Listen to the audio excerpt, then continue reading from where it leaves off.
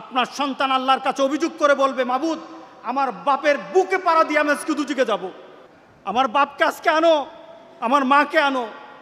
আমার চুলটা লাল হতো না যদি আমার বাবা শাসন করত।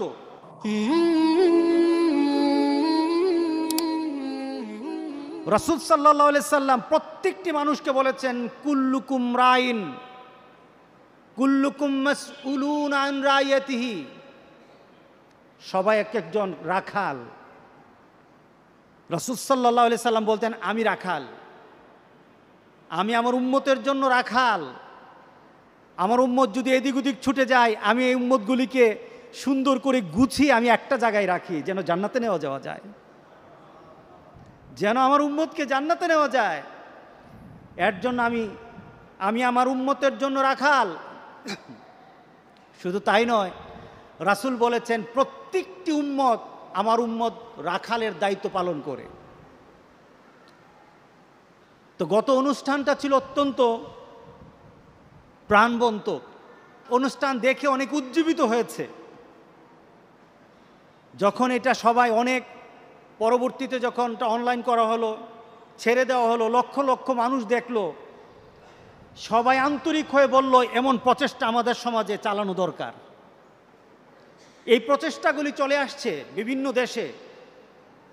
আপনি আপনার সন্তানকে নামাজি বানাতেই হবে, আপনি আপনার সন্তানকে নামাজে আনার জন্য প্রচেষ্টা চালাতে হবে, যে কোনোভাবে হোক, যে কোনোভাবে হোক, আদর দিয়ে হোক, লুভ দিয়ে হোক, তাকে বিভিন্ন জিনিসের প্রতি তাকে আকর্ষণ দিয়ে হোক, শাসন করে হোক, নামাজি বানাতে হবে, নামাজি বানাতে হবে।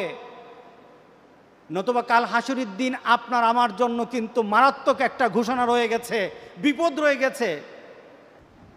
কাল হাসরের দিন আল্লাহ সুবহানাহু ওয়া তাআলার কাছে ওই সন্তানগুলি দাঁড়িয়ে বলবে, নাজআলহুমা তাহতা আকদামিনা লিয়াকুনা মিনাল আসফালিন। রব্বুল আলামিন, আজকে যারা আমার বাপ, আমার মা, আমার পরিবারের কোনো সদস্য, আমার পরিবারের কোনো ব্যক্তি যারা নিজেরা নামাজ হয়তো পড়তো, কিন্তু আমাকে নামাজমুখী করে নাই, আমাকে কল্যাণমুখী করে নাই, আমাকে তোমাকে চিনায় নাই, তোমার হাবিবের রেখে যাওয়া কর্মকে বুঝায় নাই, সব বুঝিয়েছে কিন্তু এই নীতি বুঝায় নাই।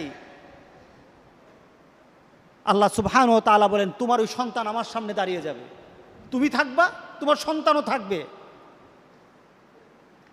আমার কাছে অভিযোগ করবে, রব্বানা আতানা সাদাতানা ওয়া কুবরাআনা ফাআদাল্লুনা সাবিলা রব্বানা আতিহিম যায়ফাইন মিনাল আযাব ওয়ালআনহুম লানান কাবীরা। এখানে বলা হয়েছে সাদাতানা ওয়া কুবরাআনা, আমার মুরব্বী, আমার নেতা যারা ছিল তারা আমাকে দিন শিখায় নাই। আবার অপর আয়াতে আল্লাহ বলেছেন, সন্তান দাঁড়িয়ে বলবে, মাবুদ আমার বাবা, আমার পরিবারের আত্মীয় স্বজন, আমার পরিচিত জন কেউ আমাকে নামাজের কথা বলে নাই, রাস্তা দিয়ে হেঁটে গেছে, আমাকে পরিবর্তনের কথা বলে নাই।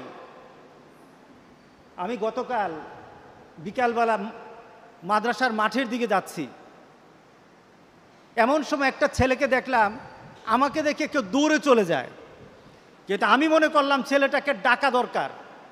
ছেলের বাবা হতো অন্ধ, ছেলের বাবা হতো বুঝে না, মা বুঝে না, এই ছেলেটা দুজুকের দিকে চলে যাচ্ছে। ছেলের বাবা হয়তো বুঝে না যে আমার ছেলেটাকে আমি ধ্বংস করে দিচ্ছি। আমি ছেলেটাকে দৌড়িয়ে আনলাম, সে ভাগতেছিল, আমি বললাম এদিকে আয়, ভাগিস না। ছেলেটাকে কাছে এনে বললাম, তুই যে চুলটাকে লাল করেছিস, চুলটা লাল, তোর আব্বাকে বলিস আমার সাথে দেখা করতে। অনেকে চিন্তা করবে আমার ছেলে যেভাবে চলে আপনার কি, আমার কিছু না, আমার তো কিছু না। আপনার ছেলে যদি হারামি করে আমার কিছু না, আপনার ছেলে যদি বেনামাজি হয় আমার কিছু না। রাস্তায় যখন হাঁটতে বের হই দেখা যায় ছেলেরা ২০-২৫ জন দাঁড়িয়ে গল্পগুজব করে 20-25 জন, কিন্তু এই ছেলেগুলি কোনো সময় মসজিদে পাই না আমরা। এই ছেলেগুলিকে মসজিদে দেখি না।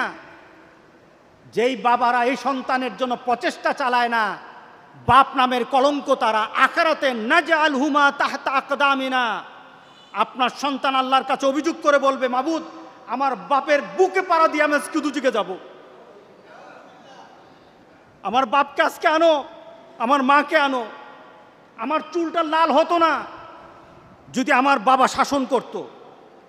আমার চুলটা লাল হয়ে এদিক ওদিক যেত না যদি আমার বাপ আমাকে বুঝাতো। যদি আমার বাপ আমাকে বলতো 5 ওয়াক্ত নামাজ পড়বি, তোর জন্য পুরস্কার আছে, 5 ওয়াক্ত নামাজ পড়বি, না পড়লে কিন্তু শাসন আছে, এই কথা যদি বলতো, তাহলে আমি আজকে খারাপ হতাম না। অনেক দিন আগের এক ঘটনা, একটা ছেলে অ্যাক্সিডেন্ট করলো, একটা ইউনিভার্সিটির টিচার, পাশে তার আরেক বন্ধু।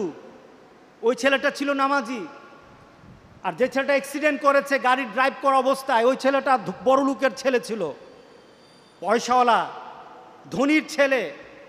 আল্লাহ কি আল্লাহর লাগে নাকি? নামাজ কি নামাজ আর লাগে নাকি? মুহাম্মদ সাল্লাল্লাহু আলাইহি সাল্লামের নীতি কি? এই নীতি ছাড়াই তো সুন্দর নীতি আমরা পাই। ওরা আল্লাহ রাসূলের শিক্ষা পায় নাই, পরিবার থেকে শিক্ষা পায় নাই, অ্যাক্সিডেন্ট করলো। যে ছেলে পাশে বসা ছিল নামাজি ছেলে, ওই ছেলেটা ইনজুরি হলো, সেই হালকা আহত হয়েছে। আর এই ছেলেটা খুব বেশি ইনজুরি হয়ে হসপিটালে ভর্তি, অ্যাপোলোতে ভর্তি। মা অনেক পয়সাওয়ালা, বাবা অনেক পয়সাওয়ালা। ছেলের ব্যাপারে বলা হলো লাইফ সাপোর্টে ছেলে, মার পাশে ওই ছেলেটা বসা। ছেলেকে কিন্তু মাঝে মাঝে ক্রিটিসাইজ করতো এই ছেলেকে, কারণ এই ছেলে নামাজ পড়ে, এই ছেলের দাঁড়িয়ে আছে, ক্রিটিসাইজ করতো। এবার মা কেঁদে কেঁদে ওই ছেলেটাকে বলে, তার বন্ধুকে বলে, বাবা আমার ছেলে কিন্তু নামাজ পড়তে জানতো না, আমার ছেলে কিন্তু কোরআন পড়তে জানতো না, বাবা তুমি একটু দোয়া করো না, আমার ছেলেটাকে যেন আল্লাহ ভালো করে দে, আমার ছেলেকে যেন আল্লাহ ভালো করে দে। আমার ছেলে তো দিনদারি শিখে নাই, দিনদারি পারে নাই, আমিও তো কিছু বুঝি না।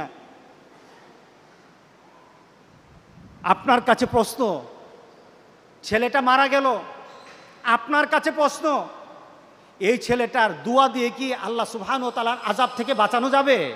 না, দোয়া দিয়ে বাঁচানো যাবে না। ছেলে যখন, গ্রামের একটা কথা আছে, কাঁচাতে না নোয়ালে বাস, পাকলে করে ঠাস ঠাস। ছোট কাল থেকে যদি তুমি তোমার বাচ্চাটাকে আল্লাহ এবং রাসূলের নীতিতে নিয়ে আসতা, এই ছেলের জন্য কেউই দোয়া করুক আর না করুক, আল্লাহ সুবহানাহু ওয়া তাআলা তাকে কবুল করে নিতেনি। তুমি ছোট কাল থেকে তাকে শিক্ষা দিতা। আর যখন মৃত্যুর দুয়ারে তুমি তখন চিন্তা করো তোমার ছেলে কিছু পারে না, আরেকজনের দোয়া দিয়ে তোমার ছেলেকে পার করবা, এই নীতি কোন আল্লাহ রাসূল দিয়ে আমাদেরকে যায় নাই।